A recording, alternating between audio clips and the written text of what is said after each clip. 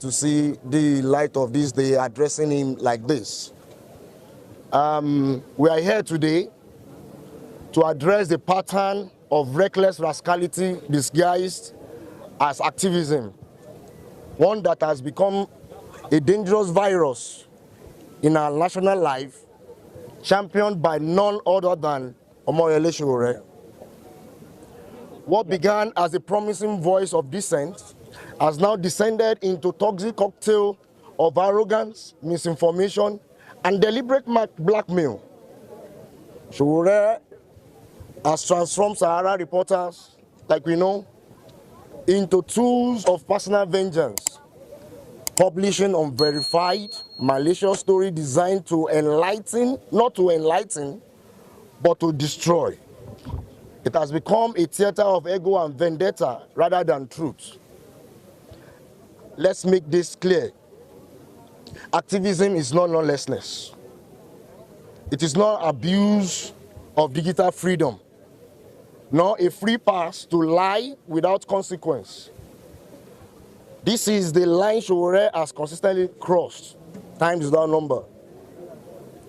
He has substituted sincerity with sensationalism.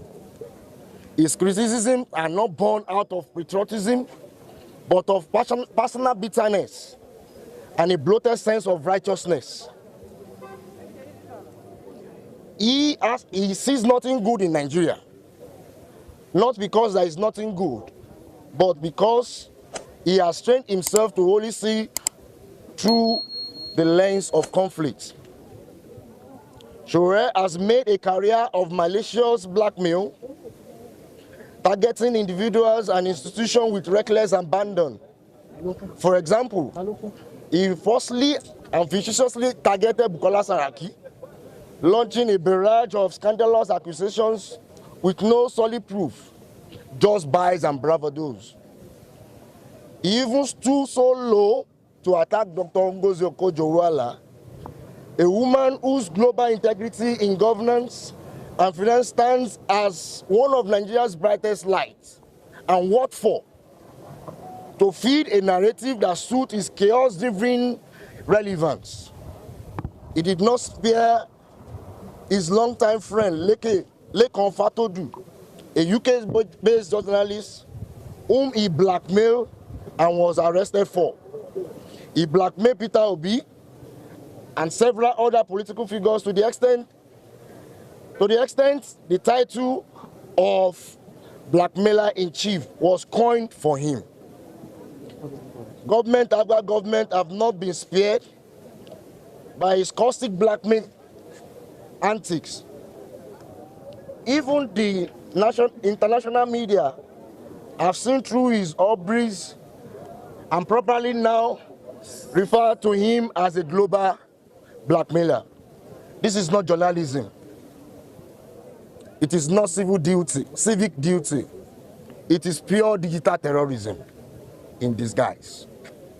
Worse still, Sowore's pattern of reckless blackmail has become a subtle programming, a dangerous re-education of Nigerian youth and young adults to hate their father's land.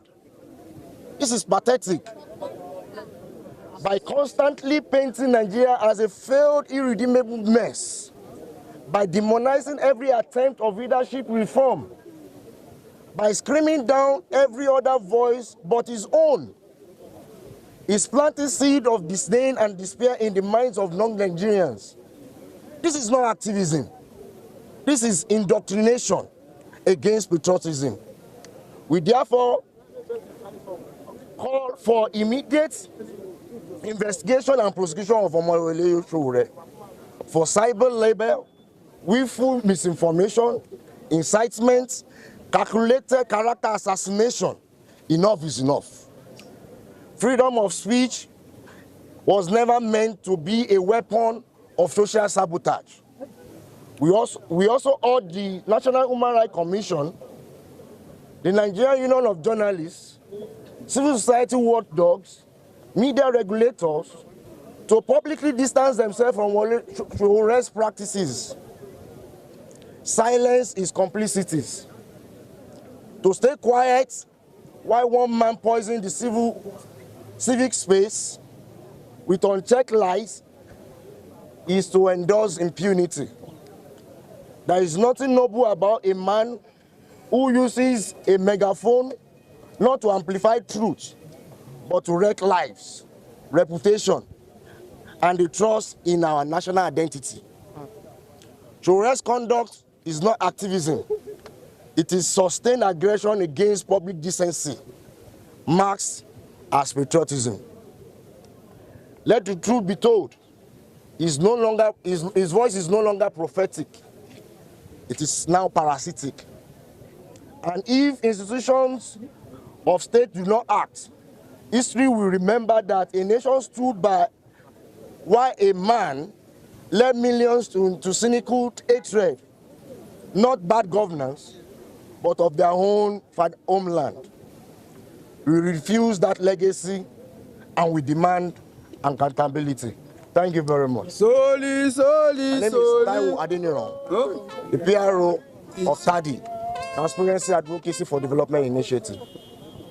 So, there was a 30 days run challenge. And out of most of these challenges, most of these ranting, none of them provide one single solution to our national discourse. What is the essence of criticism when it is not constructive? Enough is enough. We should not continue in the act of raising critics that will continue to complain without country solutions. I have a part to play, the government has a part to play. Are we truly playing our own part as citizens, as youth? That should be the mindset. That should be the value. That should be the re-education, the reorientation of Nigerian youth into contributing. There is an adage that the wisdom of the young and the old matched together creates a bigger opportunity and a better